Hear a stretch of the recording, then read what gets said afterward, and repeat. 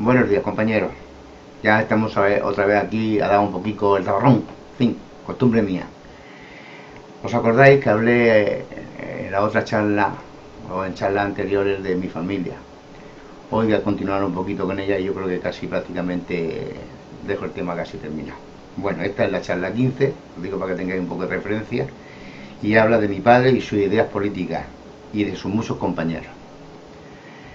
Estuve hablando del anarquismo-cenetismo en una charla anterior y otra vez comento estas ideas fomentadas por mi padre, el cual perteneció a la CNT.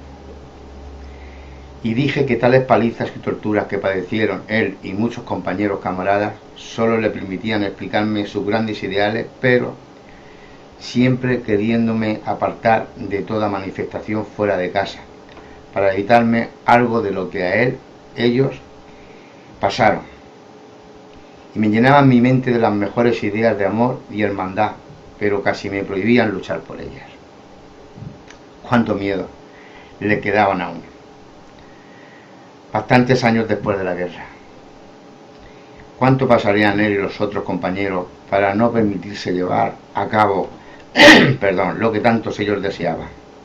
¿Qué les hicieron a estas personas consideradas en sus pueblos como dignísimas y buenas personas, que aún se puede preguntar por ellos y se dan unas muy buenas formas de verlo de aquella época? Fíjate con el tiempo que se ha pasado. Y ya se vería si lo que digo es cierto o no. Era, y los que quieran son, lo mejor que ha valido madre, no lo digo yo, preguntad y veréis. Era lógico, no servían para hacer daño a nadie.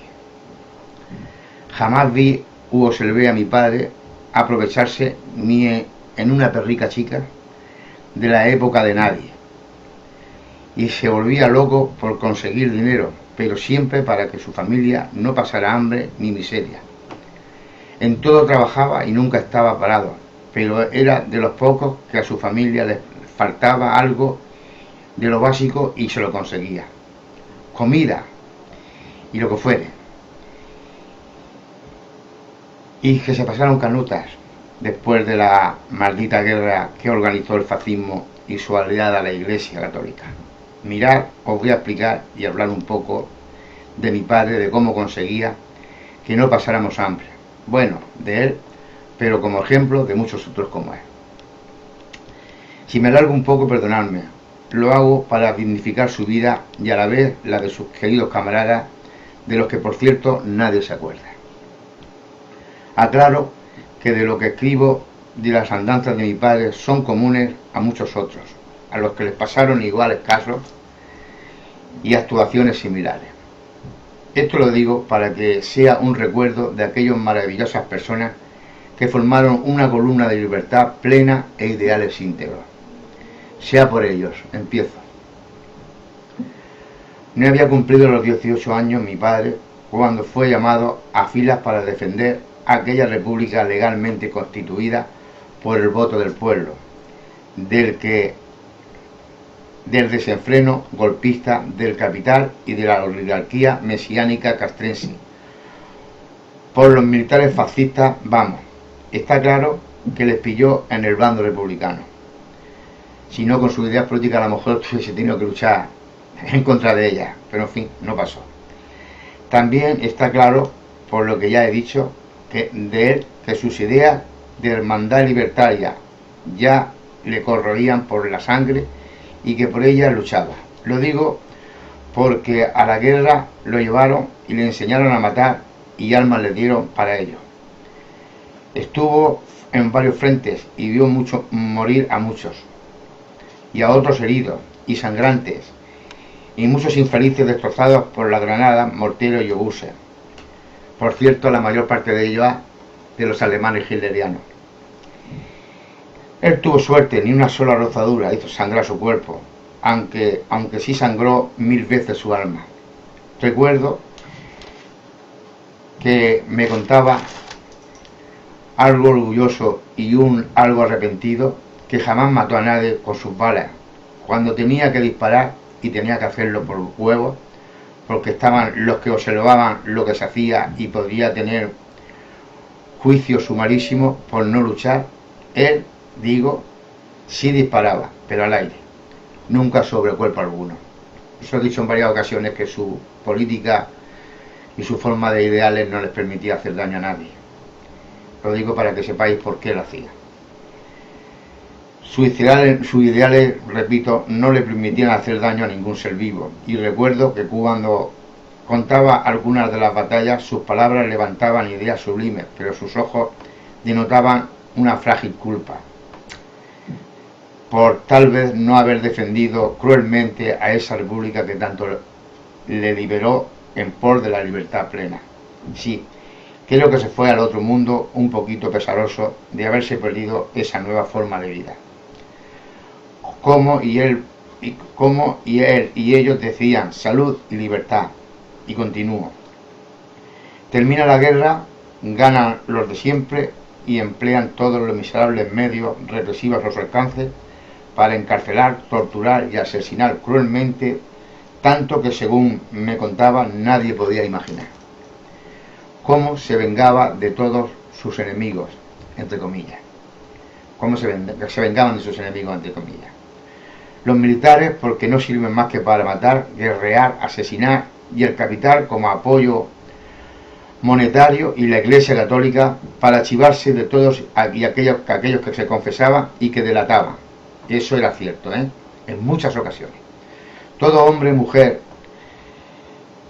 que luchó por uno u otro motivo por la República eran destruidos y masacrados en detenciones y asesinados in situ, o sea, en el mismo sitio donde lo enganchaban, no se disculpaban, no, o encarcelados.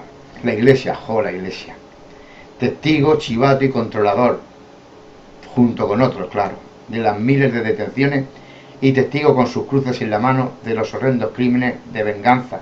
Y miedo al miedo. Mi padre tuvo suerte. Nadie pudo demostrar jamás que hizo daño a alguien de palabra u obra, aunque ello no le salvó de palizas en la cárcel y después de 3 o 4 años de mili en Marruecos, donde a todos los soldados que habían vivido y luchado con la República eran carne de cañón y represaliados verbal y vejados continuamente. De todo ello salió y crió a 5 hijos sin apenas faltarle nada.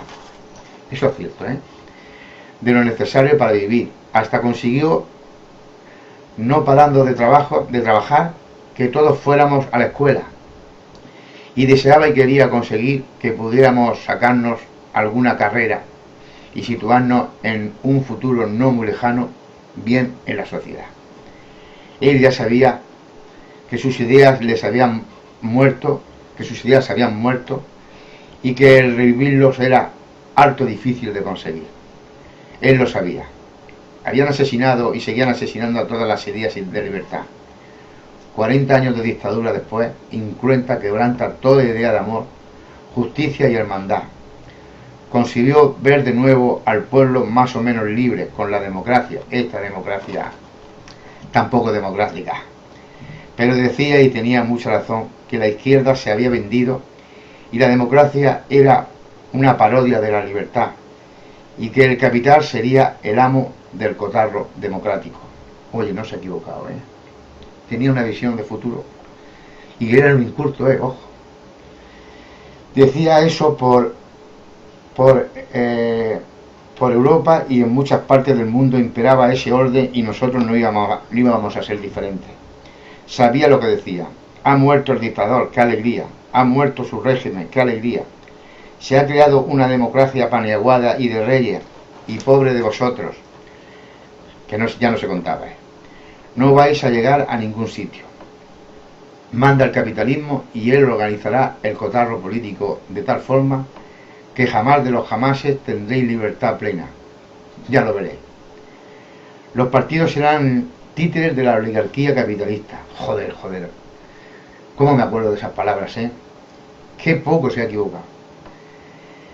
Vio algo de lo que se decía, pero no conoció la totalidad de lo que pronosticaba. Lo sabía, pero al menos no lo vivió totalmente. Murió un poco antes de todo este desmadre político que nos acompaña. Salud y libertad, padre. Algo de lo tuyo me has dejado. Salud y libertad. Padre y madre, que ella también era así. Libertad salud y libertad, perdón, y hablando de mi madre, cantaba aquello de qué feliz que voy a ser cuando vaya al cuartel a salvar a mis hermanos, a salvar a mis hermanos. Lo cantaba porque muchas veces era una canción de guerra de los anarquistas. Somos anarquistas, etcétera, etcétera, etcétera. Salud y libertad, padres todos. Es posible que más adelante hable más de ellos, pero en fin, creo que no lo voy a hacer porque es suficiente para que conozcáis un poco de dónde provengo y quiénes eran aquellas gentes, que eso sí que es importante para mí.